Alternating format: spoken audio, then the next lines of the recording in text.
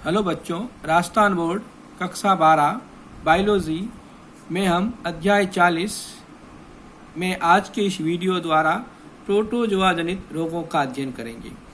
अमीबता, प्रवाहिका, निद्रा रोग, मलेरिया, काला आजार, ट्राइकोमोनियसिस और टॉक्सिप्लाज्मोसिस प्रोटोजोआ से होने वाले कुछ रोग हैं जिनका अध्ययन हम इस वीडियो में करेंगे। सबसे पहले अमीबता या अमीबियासिस या अमीबी पेचिश, इसका रोगजनक एंट अमीबा हिस्टोलाइटिका प्रोटोजोआ है। लक्षण देखें तो इस प्रोटोजोआ की जो ट्रोफोजोइट अवस्था है वो आंत्र की उपकला का अपघटन करती है। इसके कारण आंत्र में छाले बन जाते हैं और इन छालों में श्लेष्मा नामक चिकना पदार्थ भर जाता है और जब ये छाले फटते हैं तो ये श्लेष्मा मल के साथ शरीर से बाहर आता है। इसके अलावा बुखार आएगा और पेट में मरोड़े चलेंगे, पेट में दर्द रहेगा, उल्टी और दस्त होगी, कमजोरी आ जाएगी और दस्त के साथ आंव में कभी कभी रक्त भी आता है। इसका संचरण मक्खी, दूषित जल और भोजन द्वारा होता है। इसके बचाव के लिए पानी उबालकर छानकर पीना चाहिए। खुले भोजन, मिठाई का सेवन नहीं करना चाहिए।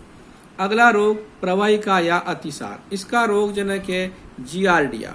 इसका संचरण भी दूषित जल और दूषित भोजन द्वारा होता है। इसके लक्षणों में भी दस्त लगती है, उदर यानी पेट में पीड़ा यानी दर्द रहती है, भूख नहीं लगता है और सिर दर्द और बेचैनी होती है। अगला विकार ट्रिपेनोसोमियासिस या निद्रा रोग, इसका रोगजनक ट्रिपेनोसोमा गैम्बियसिस प्रोटोजोआ है। इसका रोगवाहक ग्लोशाइना पाल्पेलिश या सेट्सी मक्खी है। इसके लक्षण देखें तो इस ट्रिपेनोसोमा द्वारा जो जहर उत्पन्न होता है जिसके कारण तंत्रिका तंत्र में सूजन आ जाती है और मस्तिष्क को क्षति पहुंचती है। इस कारण व्यक्ति को हर समय नींद आती रहती है। अगला रोग मलेरिया, इसका रोगजनक है प्लाज्मोडियम।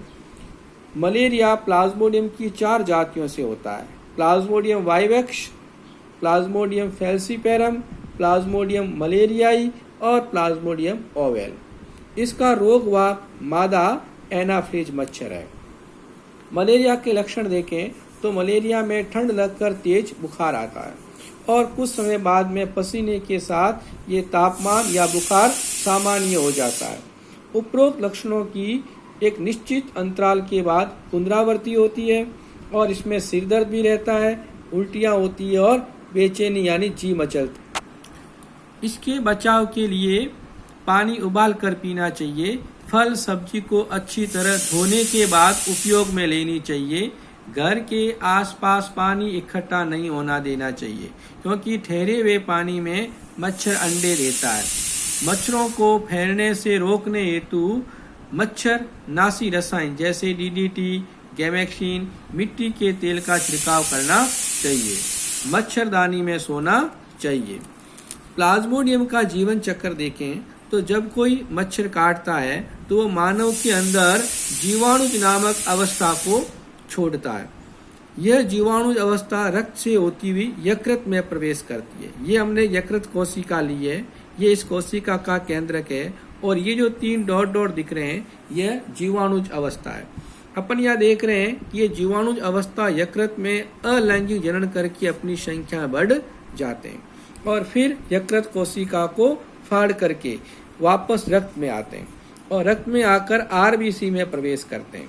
ये आरबीसी ली हमने जो केंद्रक रहित होती है, ये हमने एक प्लाज्मोडियम लिया है। ये प्लाज्मोडियम वापस अलैंगिक जनन करके अपनी संख्या में वृद्धि करता है और अंत में आरबीसी को फाड़ करके बाहर आता है। जब ये आरबीसी को फाड़ कर बाहर आता है तो इस समय ठंड लग करके तेज बुखार आता है।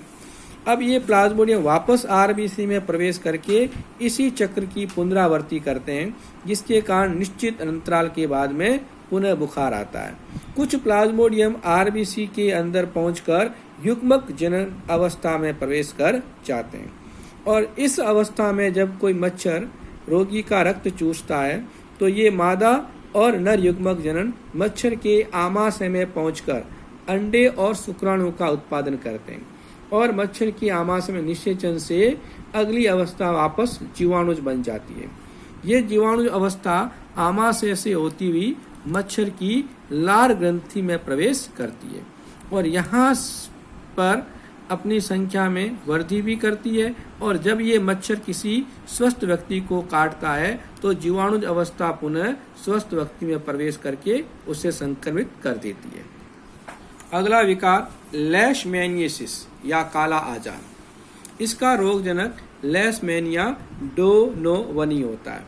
ये रुधिर में पाया जाता है और यह जालिका अंत स्तर तंत्र में रुकावट यानी अवरुद्ध पैदा करता है, जिसके कारण प्लीहा सूजकर बहुत बड़ी हो जाती है।